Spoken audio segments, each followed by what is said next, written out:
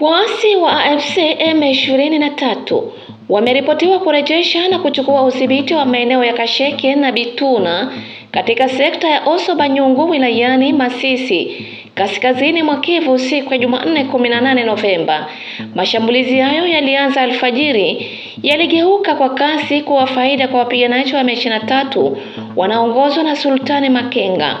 Baada ya mapigano makali yaliyodumu kwa takriban siku mbili, vikundi vya wazalendo vilivyokuwa vikishirikiana na FARDC vililazimika kuondoka katika maeneo hayo kufuatia shinikizo la mapigano. Kwa sasa AFC M23 inasemekana kushikilia kambi zote zilizoachwa na wapiganaji wa wazalendo katika vijiji hivyo viwili. Waliojondoa wamesemekana kurejea katika eneo la Kahutu ili kuungana tena na wanajeshi wa FARDC.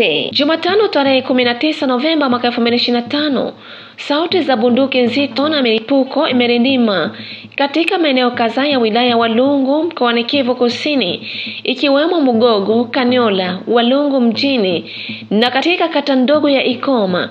Mapigano hayo kati ya vikundi vya kujihami vya wazalendo na waasi wa M23 yamesababisha hofu kubwa miongoni mwa wakazi.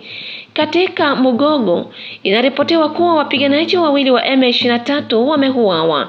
Mmoja wa wazalendo pia amepoteza maisha na raia mmoja kutoka Cherano aliyejikuta katikati ya mapigano ameuawa kikatili na waasi wa M23. Watu kadhaa wamejeruhiwa kutokana na risasi zilizokuwa zikifyatuliwa kiolela. Hadi sasa eneo hilo limeanza kuwa tulivu, lakini shughuli za kijamii bado hazijakamilika kihalali. Katika maeneo ya Kaniola, hali ya usalama imetajwa kuwa tete zaidi.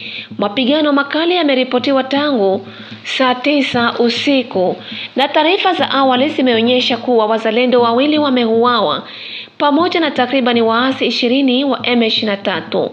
Pia magari mawili ya waasi yaliripotiwa kuripuliwa na kuteketea bila manusura, huko jingine likiharibika vibaya katika eneo la Igurwa, kata ndogo ya Bwirama.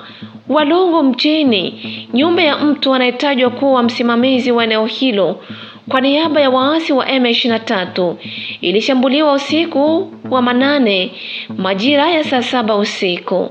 Kwa mujibu wa vyanzo vya eneo hilo, mamia ya wapiganaji wa M23 kutoka Chulwe wanaelekea Kaniola kama msaada wa haraka kwa waasi wenzao. Wazalendo kwa upande wao wamesisitiza dhamira yao ya kurejesha udhibiti wa mji wa Bukavu pamoja na maeneo yote yanayodhibitiwa na waasi wa M23.